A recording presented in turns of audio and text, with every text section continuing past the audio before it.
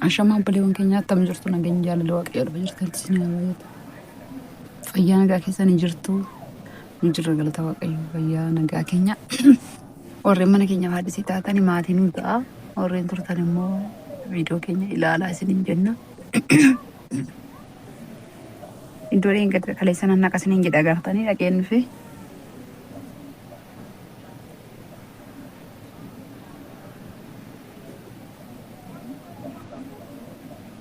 Baga jiraatanii qalliillee miti warreen nu jaallattanii jechuudha warreen yaada gaarii nu qabdanii lafa jirtanitti waaqayyo si faana ta'u nu jiraadha.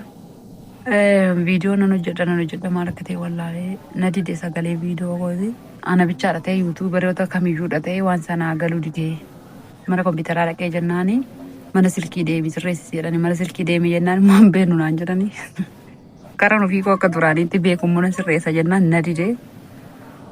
Amma dhaamsa wayii daqiiqaa 4 yookiin daqiiqaa 3 kan hin caalleen gara keessa fidee jira akkasin fiddanii dhuftaniif waannicha. Nan hojjedha yeroo ergan kaayyeffadhe daataa irratti guutee bakka hojjechuun qaba mitiire kanaaf isinillee wanta akka kana gargaartan hin barbaade. Maallaqa miti yookaan rakkina biraa isinitti machuu hin dhufne warreen yuutuubii qabdanii haannaa yuutuubii atirree hin jirta sabboontootillee. Ijoolleen biyya alaa jirta yuutuubii reebabbanatanii maatiin haa ta'e chaartan hundi keessan hin jirtu waan ta'eef viidiyoo kana ilaalaati waan naa dhufuu dide waan irra galee naa dubbifamee dubbisuu osoo hin taane irraa naa ka'uu dide sana karaa koomentii naa barreessa wanni ittiin footoo morma namaati ol footoo fakkaattu ofirraa qabdi isheen dhuftee irra geessee jennaan naa hin deemu sagaleen maal akka ta'e wallaale. Kana duras baay'ee na rakkisaa ture ana aaree bakka hojjedhu yuutuubii kana booda bakka nan dhiisaa baddu daataa irra jirtu jedhee ana murteeffatee jiru akka carraa ta'e naasirratee jennaan immoo hojjedhe itti deebi'e ammas immoo deebi'ee na didaa jira. Kanaafuu asirratti mee naa barreessaa anillee ilaaleen irraa sirreeffadha. Isiniin jedha haanittiin illee viidiyoo naa ergitee ta'atillee isarraa immoo akka mucaan hojjetetti ilaalee irraa sirreeffachuuf immoo barreeffamni kan mucaan jedhuu fi silkii korra kan jiru garaa gara ta'e maal akka ta'e wallaale naa dhufuu didesseen jedha haanitti siif hidhatillee. Caaltootillee yuutuubii akka banuu gooteetta waan ta'eef irratti hojjechaa hin jirtu malee tiyyaatillee abboo sirri naasirreessaa isiniin jechaa jiran qoosaa keessa lafa narraa dhaabaati. Naasirreessaa sagaleen maaliif akkana didee dhugaa naa galuu didee waan baay'ee itti dadhabeetti yaadee sirreessee waan jedhee asee irraa gadhiisee jedhu deebi'ee na dida sagaleeni.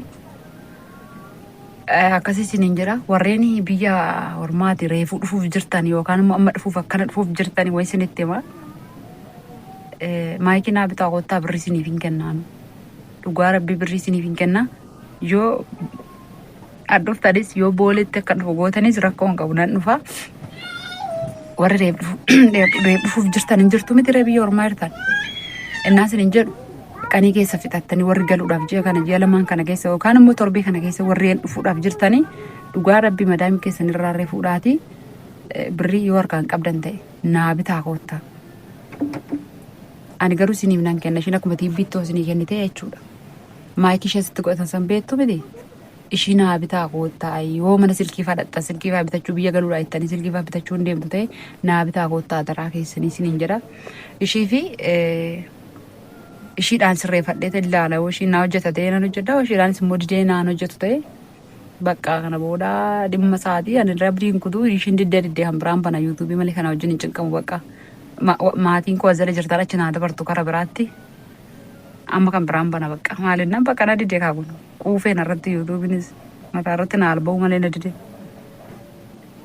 mana keessaa gadi ba'ee baarkii kee taa'ee maal jedhee haasa'ee wanna bu'aa isinii qabu dubbadhee waan jedhee hin dida gaaf tokko hin darba sagaleen gaaf tokko jim jedhee bada maal akka ta'e dhugaa waaqa naa galuu didee maarras hin galle maas hin tuttuqne innaa kanaa gadi naa haddisii ta'e iyyuu maan beenne iyyuu hojjechaan ture erga nama kana itti baree maal jedhee na diduun sana baay'ee na garrama. Kanaafuu haasaa baay'ee haasa'uun barbaadu biyaansi torbee lamaan kanaaf torbee kana keessa warra dhufuuf jirtanii dhugaa rabbii maayikii naa bitaa kottaa numa qibaatiin bitachuu wal keewwattanii irree naa bitaa kottaa nu birrii sinii kenna. Sinii galee asin jira as akka jiru nan beeka garuu booleedha naan jedhan asii bee boolee dhaquufi mucaa baadhee xiqqoo ol hin ba'uuf malee amma kana fageenya narraa hin qabu. Lammanni immoo magaalaa guddaa kana keessa kophaa koo deemuun hin jaalladhu. Isoorsaan immoo hojiidha waan ta'eef naa bitaa kottaati yoo booletti illee kootti lakkoofsi moobaayilii koo asirra jira maqaa soorsaatiin jira himoonis teelegiraamiinis maqaa kootiin hin barreessina na dubbisaati maqaa kootiin kan jiru abbaa 48 bichaadha wasaappiidhaan na dubbisaati dhufeen fudhadhaa booletti yoollee akkanan dhuftan ta'ee isin hin jedhisitti dabarfadha ammanatti maka waaqayyo na gargaaretti nan laalamee nan yaalaa isin hin jedha yeroo biraa ammoo waan haasofnu qabna booda walitti deebinamee manatti nagaan tura.